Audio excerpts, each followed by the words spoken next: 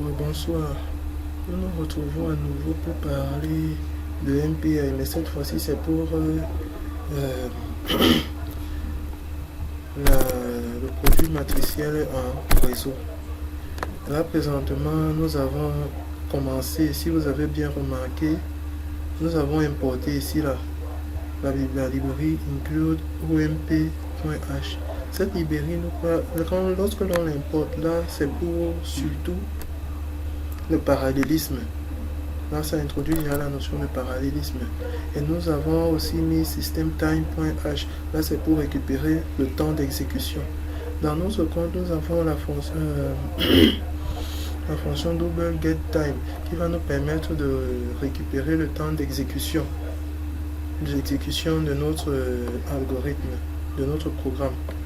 Nous avons notre int dans lequel nous avons défini quelques variables qui vont nous permettre de paralléliser, tels que J et K. Et NB, c'est pour le produit. Nous avons aussi défini des doubles start et stop. Start, c'est pour le début de notre matrice, et stop, c'est pour la fin. T, c'est le pointeur qui va le parcourir. Nous avons défini aussi deux matrices, MA et MB, et matrice reste qui va récupérer le résultat. Nous avons alloué maintenant, grâce à cette partie-ci, la matrice A, double étoile, malloc, size étoile, size of double. Si nous avons défini une taille au départ de 2000 maximum, ici au début. Maintenant, nous avons alloué nos deux matrices à des processus. Maintenant, nous avons aussi donné un espace à notre matrice qui récupérera le résultat. Nous avons maintenant dit, pour i allant de 0, nous avons écrit une fonction qui va permettre de parcourir ces deux matrices simultanément et nous donner leur rendu dans matrice reste.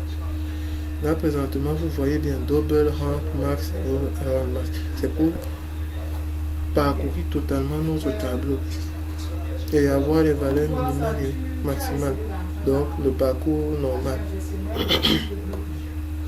Là maintenant, nous avons print nd.thread, le nombre de threads.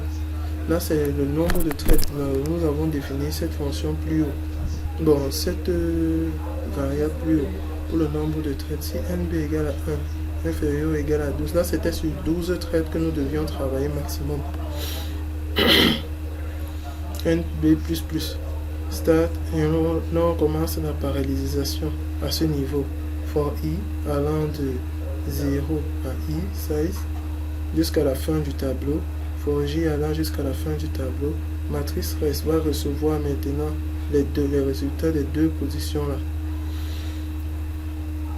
For k égale à 0, size égale à 0, matrice reste. Si on n'a rien entré, la matrice reste telle qu'elle. Ensuite, à la fin de ça, nous avons stop get time, stop moins start pour avoir le temps, et on imprime et le résultat est affiché à l'écran. Puis nous libérons nos trois matrices, nos trois espaces alloués au départ que nous avons alloués plus haut. Et c'est comme ça que ça s'exécute.